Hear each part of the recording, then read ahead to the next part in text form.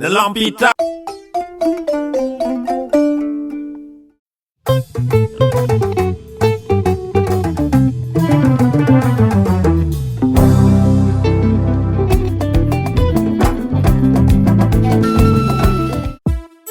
De Lampita. Toujours dans votre journal People de la semaine à la présentation Seydina Tange Tandian mu Serigne Saliou suñu jógee foofu dañuy dem si le jeu dangereux bi nga xamante ni le président Abdoulaye Wade ak Karim Wade ñu ngi koy jouer pour relancer le PDS jàppale ni que daal jamono ji ñu toll suñu nee PDS yaakaar naa ni xol bi maître Abdoulaye Wade la woon ginnaaw bi ko ay atam mayatul mu def politique ñëpp seen yaakaar ñu ngi ko basé woon ci kii di doomam di Karim Meïssa Wade mais ginnaaw loolu gis nañu Karim Meïssa Wade bi ko yoon tegee woon loxo ñu jëlee ko fi yóbbu ko Qatar boobu ba léegi politique bu muy def politique gu SMS la politique gu téléphone alors que génn na Sénégal boobu ba léegi gisuñu ko fi boobu ba tey nag Karim Wade mi ngi wax ak ay militants par SMS te yaakaar nañu tey ku bëgg a def politique da ngay wàcc ci terrain bi wàcc ci langue bi jàkkaarloog askan yi xool askan wi ndaxte tey suñu nee PDS nu mu meloon ci xolu doomu aadama yi tey suñu xoolee xolu PDS Abdoulaye Wade la dafa mel ni PDS mi ngi waaj a dee donc tey nag suñu sukkandikoo ci révélation yi ñam muy benn jeu dangereux boo xamante ni am na ci diggante Karim Wade ak Abdoulaye Wade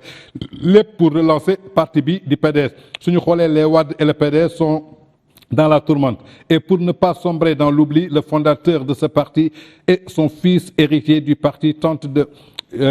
un dernier tour de vis. Bataille suñu sukkandikoo ci gannaaw élection yi ñu génn maanaam muy élection législative ak présidentielle yi sont ay soo xoolee muy scrutin 23 janvier bu 2022 bi jëmoon ci élection locale yi suñ ko xoolee servir na miroir maanaam genre seetu la daal pour coalition yi ak parti même su dee mouvance présidentielle bi autoproclamé na ko moom mooy vainqueur mais il n'en demande pas moins que le président Macky Sall est en train de requiner ses troupes avant les prochaines joutes électorales. Les adversaires aussi ont tiré toutes les leçons de ces élections et c'est le mythique parti démocratique sénégalais, le PDS, qui se récalibre pour ne pas noyer dans l'oubli. Les libéraux tentent un dernier tour pour nous nourrir. S'il y a un grand parti politique qui a agonisé, c'est bien le Parti démocratique sénégalais. Les résultats obtenus par les grandes coalitions Wallou Sénégal le prouvent à suffisance. Elle est arrivée troisième derrière Benno Bokk Yakaar et Yewwi Askan Wi. Un score jugé honorable par le secrétaire national chargé de la communication du PDS, Mayoro Faye, mais qui ne convainc pas dans une arène politique en ébullition et les Wade sont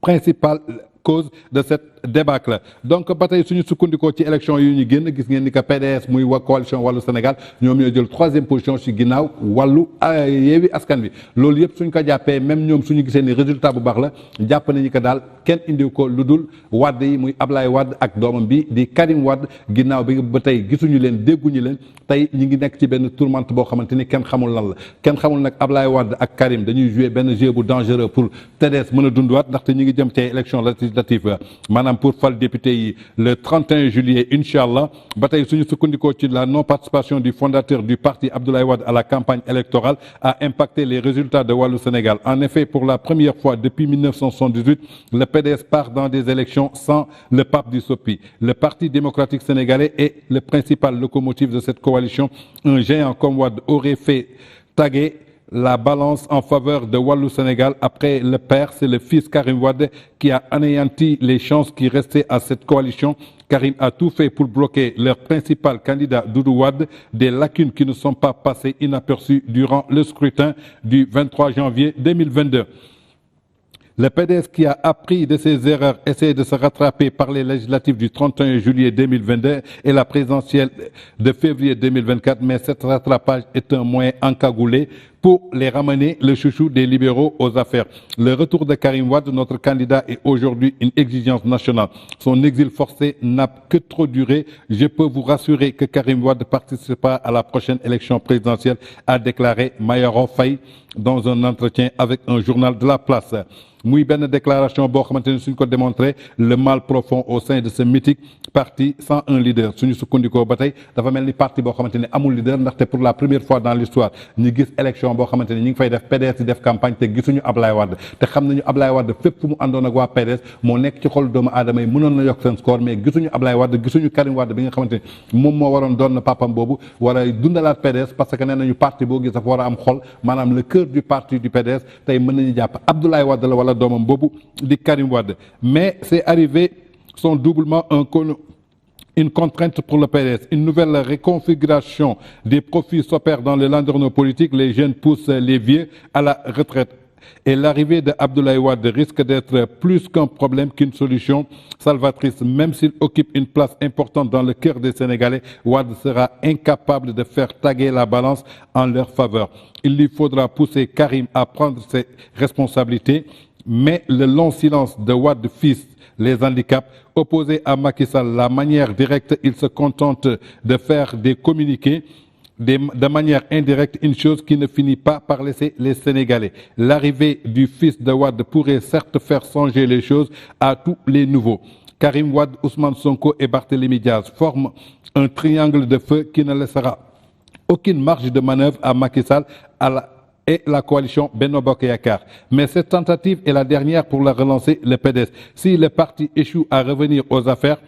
les leaders de Yewwi Askan Wi seront au contrôle de l'opposition. ba tey suñu sukkandikoo ci communiqué boobu kii di Karim Wade tekkaaralam boobu nga xamante ne mi ngi koy def foofa ca Qatar bëgg a jàpp politique ci ay communiqué yoo xamante ni indirect la koy yónnee suñu sukkandikoo ci loolu foog ni que tey loolu moom moo leen a mën a dundalaat PDS jàppale ni que ñu ngi suuxal seen parti boobu nga xamante ni même su dee Ablaye Wade dafa nekk ci xolu Sénégalais yi jamono ji gis nañu ay jeunes yoo xamante ni ñu ngi yóbbu payi à la retraite ci wàllu politique. kon yaakaar naa ni tey Karim Wade moom moo war a jël ay responsabilités xam ne c'est un Sénégalais dafa bëgg a jiite Sénégal te Sénégal soo ko bëggee jiite da ngay jël sa responsabilité ñëw ci sa dëkk wàcc ci terrain politique bi xeex jógee askan bi xam askan bi lan moo leen métti xam askan bi lan mooy seen jafe-jafe nga mën ci yëngu mais toog Qatar parce que élection 2024 yi muy présidentielle yi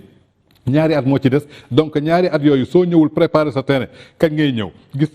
jamono ji kii di Barthélémy Diaz jël na mairie Dakar kii di Ousmane Sonko jël na mairie Ziguinchor ñuy ay jeunes tey Karim Wade su ñëwee ñoom triangle boobu yaakaar naa ni tey suñu taxawee war a mën a jàkkaarloo kii di Macky Sall wala coalition Benno Bokk Yaakaar ñoom kese ñoom ñoo mën a jaaxal coalition boobu mais Karim Wade su toogee Qataram boobu foog ni ne que dafay toog ba 2024 wala veille élection yi mu wàcc na xam na ni que c'est peine perdue mi ngi nax boppam tey nag waa PDS ñoom ñoo war a jël seen responsabilité su dee Karim Wade ñëwul ñu xool kan la ñuy tànn kan la ñuy jiital nga xamante ni moom mooy dox diggante 2022 2024 ci biir askan bi xam askan gi lan la ñuy jafe lan mooy seen jafe-jafe am seen programme am seen plan tegal ko Sénégalais yi balaa ñuy jëm ci campagne électorale présidentielle 2024 tey yaakaar naa ni Karim Wade rek su xoolee ci Khalifa Sall war na ci tirer ay leçons ginnaaw soor bi mu jaar moom la Khalifa Sall jaar li leen wutale moom dañ ko exilé mu génn Khalifa Sall tëdd penam ba biñ koy gracier nee na dañ ko gracier ñaanu ko mais jàppale ni que daal président de la République da ko gracier mais Khalifa Sall bu mu demee ba ci biir dafa wut plan B bu mu ko wutee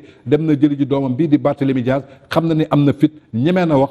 moom donte amul légitimité pour doon candidat donte amul légitimité pour woote mais xam na doomam jooju tey su ko jiitalee moom taxawu Sénégal parteem bu mu yor ba tey jii mi ngi ci xolu doomu aadama yi tey soo duggee Dakar su ngeen ne su ngeen xaree seen xol yaakaar naa ni soo xoolee 80% yi Khalifa Sall moom moo ci nekk donc jël na courage am à deux mains dem nañ sax ba dernier moment gis ay discours yoo xamante ni discours yu incendiaire la yoo xamante ni xamuñu ko woon ci Khalifa Sall mais loolu yëpp lan moo ko may bi ñu tegee seen coalition boobu nga xamante ni muy coalition Yewwi Askan Wi ñu ànd ceeg Barthélémy Diaz ànd ceeg Ousmane Sonko ànd ceeg ku mel ni Malick Gakou ànd ceeg ku mel ni Déthié Fall ànd ceeg ku mel ni Abdoul Mbaye ànd ceeg ku mel ni aussi kii di Aïda Mbodj donc gis nañu Khalifa Sall bi mu tegee plan BM mairie Dakar bi mu yoroon ñu tëjoon ko kaso Soham El Wardini remplacé ko jëlaat na ko jox ko kii di Barthélémy Diaz mu continué donc je crois que ouverture ak brèche mi ngi am tey ci Khalifa Sall donc Karim Wade ci loolu la war a jël def ko miroir def ko seetu xool ci moom it mu wàcc ci langue politique bi xam ne PDS bokk na ci parti yoo xamante ni opposition fu ñu ko waxee ci Sénégal PDS lañ doon wax mais su toogee tey bay benn coalition Yewwi Askan ñoom bërki démb la ñu yeewoon bëgg leen nax Sall je crois que PDS ñi ngi ci benn terrain boo xamante ni xamuñu ëllëgëm fan lay mujjee en tout cas muy benn jeu dangereux boo xamante ni kii di maître Abdoulaye Wade ak doomam Karim Wade ñi ngi koy joué loo kii di PDS. de Lampita.